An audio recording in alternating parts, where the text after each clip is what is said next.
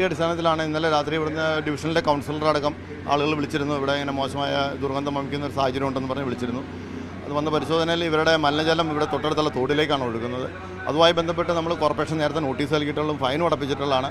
STP സംവിധാനം ഒരുക്കുന്നതിന് 2 ആഴ്ച സമയം വേണമെന്ന് പറഞ്ഞിരുന്നു. അന്ന് സമയം അനുവദിച്ചു. അതിനുശേഷം ഇതുവരെ മലിനജല സംസ്കരണ സംവിധാനം ഏർപ്പെടുത്തിയിട്ടില്ല. തോട്ടിലേക്ക് തന്നെ വീണ്ടും ഒഴുകുകയാണ്.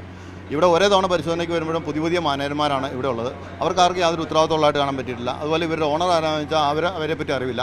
കോർപ്പറേഷൻ ലൈസൻസിന് വേണ്ടി അപേക്ഷ സമർപ്പിക്കാത്തതുകൊണ്ട് നമുക്ക് ഇത് ആരാ നടത്തുന്നതെന്ന് പറയാൻ കഴിഞ്ഞിട്ടില്ല. അപ്പോൾ ഈ സാഹചര്യത്തിലാണ് പോകുന്നത്. ഇന്നലെ രാത്രി ഉണ്ടായ ഒരു ആളുകളുടെ പരാതിയുടെ അടിസ്ഥാനത്തിൽ ഇന്ന് രാവിലെ വന്ന് പരിശോധന നടത്തിയപ്പോഴാണ് ഈ പഴയ സാധനങ്ങൾ കണ്ടെത്തിയത്. അതിൻ്റെ അടിസ്ഥാനത്തിലാണ് ഇപ്പോൾ അത് പിടിച്ചെടുത്തിട്ടുള്ളത്. നാളെ ഇതുവരെയായിട്ടും പല നിർദ്ദേശവും നൽകിയിട്ടും കോർപ്പറേഷൻ്റെ ലൈസൻസോ അനുമതിയോ ഇല്ലാതെ പ്രവർത്തിക്കുന്നതിനാൽ ഇന്ന് അത് അടച്ചുപൂട്ടാനാണ് തീരുമാനിച്ചിട്ടുള്ളത്. ഇത് തുറന്ന സാഹചര്യത്തിൽ വൃത്തിഹീനമായ അന്തരീക്ഷത്തിലാണ് വിടുന്നത്. തുറന്ന സാഹചര്യത്തിൽ അതാണ് പിടിച്ചെടുക്കാൻ കാരണമായ ഫ്രീസ് പോലും ചെയ്യാതെ തുറന്ന് ഇങ്ങനെ എല്ലാ ഭക്ഷണ സാധനങ്ങളും വെളിയിലിരിക്കുകയായിരുന്നു.